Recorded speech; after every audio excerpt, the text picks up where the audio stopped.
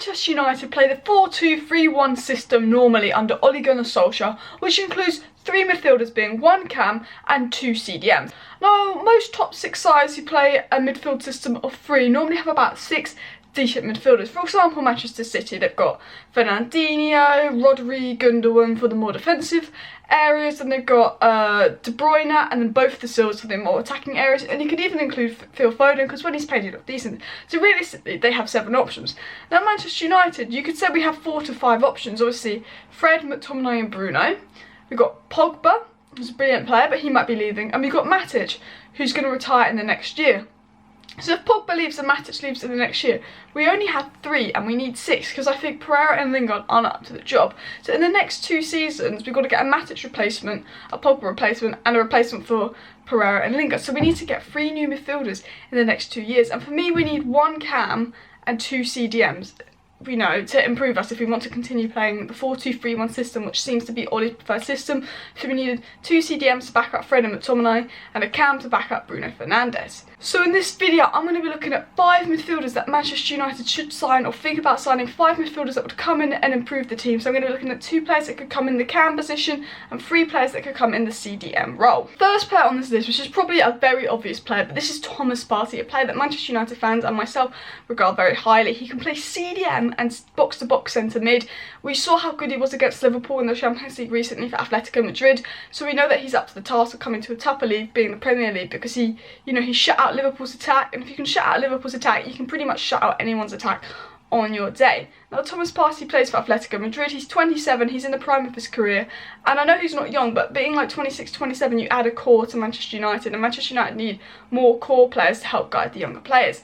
Now Thomas Partey would fit brilliantly into Ole Gunnar Solskjaer's 4-2-3-1 system as a CDM. He could play alongside Fred, he'd be a more physical CDM, but Thomas Partey obviously gives Manchester United something different to what McTominay and Fred give them in the CDM role. Thomas Partey is a tackler. He's a player that, you know, could play as a lone CDM with 2 box-to-box midfielders ahead of him because he's a tackler, while Fred and McTominay are sort of passers and ball movers and dribblers and engines, while Partey is a physical, you know, bulgy tackler, you know, so he can actually just be a one-man defence for the midfield rather than playing an assist of 2 CDMs, meaning that we could play more free-flowing attacking football. And Ole played the 4-3-3 when he first joined Manchester United, and Thomas Partey is a midfielder, like a holding midfielder, would give us the ability to play the 4-3-3 again. In the Champions League this season, Thomas Partey's averaged 3.6 tackles a game, which is pretty insane at the top level. He also has an 84% passing accuracy and completes over a key pass a game. So he can pass the ball from midfield. He's not just a tackler, he has abilities in physicality, passing, and he's also quite pacey because we don't really want slow midfielders sitting in front of like a slow centre-back partnership in Lindelof and Maguire. Now Thomas Partey has a £40 million release clause, so he's good and affordable. I'm trying to keep the players in this video good and affordable. Thomas Partey, you know, he's a physical, he's a tackler, he's experienced, you can do it at the top level. He's going to cost us £40 million unless he signs a new contract. I'd love to see Thomas Partey at Manchester United. He offers a little bit more because he's a tackler, and I don't think we have a straight up tackler. You know, he's a player that I want to see. So the first player on this list is Thomas Partey. Before we get into the next player, please take 2 seconds to quickly hit that like button and then subscribe down below to Alice Talks Football if you have not already, as it means a lot. And we're bored in isolation, but I'm uploading daily Manchester United content on the channel. Now the next CDM is someone Manchester United have been heavily linked to, and that is Dennis Zakaria. The 23-year-old CDM plays for Borussia Mönchengladbach. He's been playing at the top level regularly for the last 2 to 3 years. He's been really impressive last season, he's been really impressive this season, and he's only 23 years of age. And he'll be 23 at the beginning of next season. He's literally like 10 months older than Rashford, so he's still really young and he can still only get better and better and better. Now he's a physical player, he's a quick player, he's a ball carrier, and he likes to dive into tackles. He loves to tackle. He's sort of got everything about him. He sort of ticks every box, especially for Ole Gunnar Solskjaer. If we're going to play the 4-2-3-1 system and counter-attacking football next style, then, you know, Zakaria fits into this perfectly. He could partner along Fred because they're both ball carriers and they can both bring the ball up quickly, which helps the counter-attacking style. Zakaria actually has physicality because you don't want 2 CDMs that are like 5'6" like Fred. I think Fred's like 5'9" actually. But Zakaria is 6'3". He's really physical. He's almost got Pogba physicality, but he's also very quick. And the thing about Matic is he's a good player. He's physical. I mean, like he's a decent player, Matic. I know he's dropped off a bit, but like he's been good this season. But Zakaria is almost like a faster, more mobile Matic. and I think he would add a lot of improvement. He's a CDM, and and he's perfect in a CDM pairing because he sits deep, and he can defend really well, but he can also play like splitting, like literally defense splitting passes to the attackers. So if we're going to play counter-attacking football, this is brilliant for Rashford and James to run onto it, because he can get the ball deep and just boosh it up to Rashford and James, and he'd be like lethal in the attack. He is a ball carrier, and like a lot of people say we need like a tackler kind of CDM, like an Ndidi or a Partey, whereas Zakaria, he is a good tackler and stuff, but he's known for his long passing range and his ball carrying, but he would work very well in the CDM partnership. I'd like to see Zakaria at Manchester United. I think he'd only cost 40 million, and he's only 23, and he's brilliant now. I think he suits Ole's 4-2-3-1 system and the counter-attacking style of football, and also like when teams sit back against us, we often like seem to struggle, and he has the passing ability to like play against teams that sit back deep against Manchester United, which is something I want to see. Basically, Zakaria is the kind of player that can win the ball deep, bring brilliant long range passing to the attackers to hit on the counter attacking. He can carry the ball fast and up the pitch, and he's really good against maybe teams that sit back, because he's another midfielder that can actually has the ability with a pass to break down teams.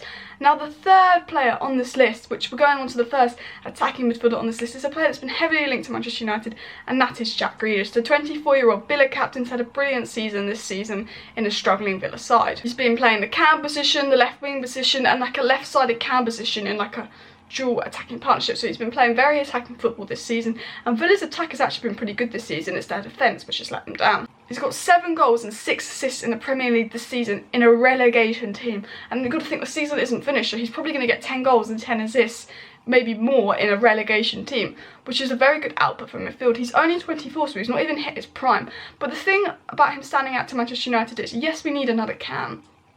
Yes, he's quick, but he's got this leadership quality. He's fought in the Championship. He's fighting to stay up. He's fighting to go into the Premier League. He's got a fighting character. He's used to being on the losing side. He's got the mentality to push his side up. And he's a leader. And Manchester United, we lack a lot of leaders in the team. Obviously, when Bruno Fernandes came in, he made a massive difference because he's another leader on the pitch. And we don't have that many leaders on the pitch. I think Jack Grealish's got leadership qualities. And he can improve himself, but he can also improve other players in the team. And he's willing to fight for the team, which I think is a good quality. And a quality that Ole Gunnar Solskjaer wants.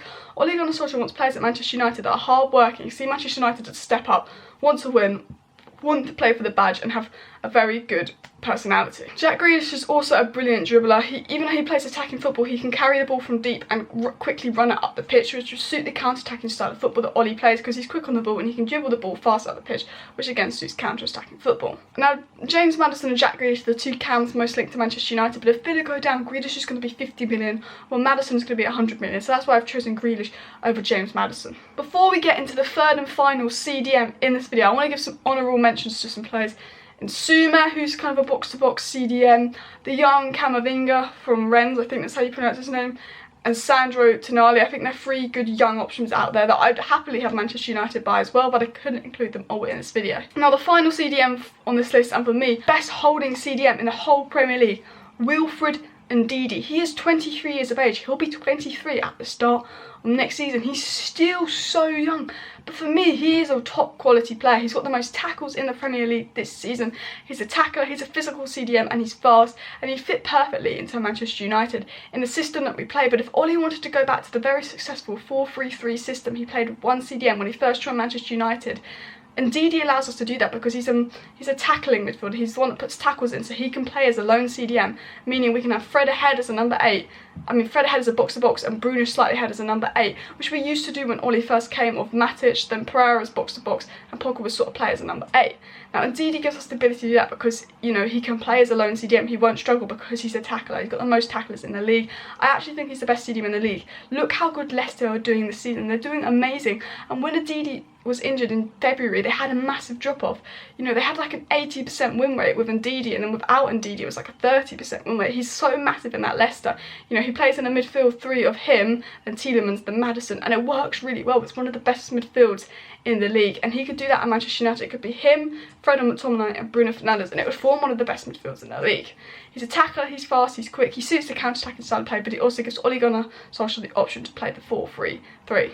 Now the 5th and final player on this list is to play the cam role. Now I've got some honourable mentions on this list of Sabitzer from Leipzig, obviously James Maddison, Donny van der Beek, and even Stick, but he's going to Chelsea. But I've gone with a player that you might have not heard of, and I wanted to do someone that, you know, we don't talk about much, because I feel like the other 4 players have been talked about quite a lot. And this is Ikone. He's from Lille. He's one of the many young Lille players out there. You know, Lille got a good few youngsters out there. He's French. You know, this is his second kind of full season in Ligue 1. He got 9 assists last season in Ligue 1 and he was 20. He's 21 now. I think he has 4 goals and 7 assists so far this season at 21 years of age, which is pretty decent from midfield. And this guy is very young, you know, 21, younger than Rashford, you know what I mean? And he's an upcoming creator from midfield. He can score goals, but, you know, he's known for being an upcoming creator from midfield. And obviously we need more creators in the team, because when a team sits back, we struggle against them. He's, you know, he's an upcoming cam, but I think he's perfect because we have Bruno Fernandes as our number 1 cam. But having Bruno Fernandes and this young guy who's going to come through and, you know, alternate games with him, learn from him. Bruno Fernandes could like guide this guy, Ikone, into being a world-class midfielder, because if we come in and we bring Grealish, he's going to want to play regularly. And this is the kind of guy who's going to play regularly, but he's not going to be playing every game, because we've obviously got Bruno Fernandes. But Bruno Fernandes is the kind of player, you know, he's 4 years younger than Fernandes, that could kind of guide him in, bring him to the next level. I feel like Bruno Fernandes could get this young guy, who's also a creator, teach him more, and turn him into like the world-class player. You can slowly put him in the team, whereas with Dan Jones, we had to rush him in the team because of lack of depth. But this guy, we can slowly guide into the team. I don't know, I think he's good enough to play a lot of games for us now, but obviously, you know, we have Bruno Fernandes, but, you know, he's 21, he's one of the best up-and-coming cams. You know, he's French, he's quick, he's a creator. We've got Bruno Fernandes, so you don't really want to go for a world-class cam, because then they have to fight. You want something that's got a world-class potential. And he's playing regularly, but I think Man United to step up. He'd want to come to Manchester United, and I think he'd be affordable. My 5 midfield options that Manchester United should sign. Let me know in the comment section down below who you would sign. Have I missed anyone out? Any video suggestions? Let me know. Anything, let me know in the comment section down below, as I replied and reply to pretty much most of my comments. Thank you for watching. If you have not already, please hit that like button. Subscribe down below, as it means a lot. Share, and I'll see you next time.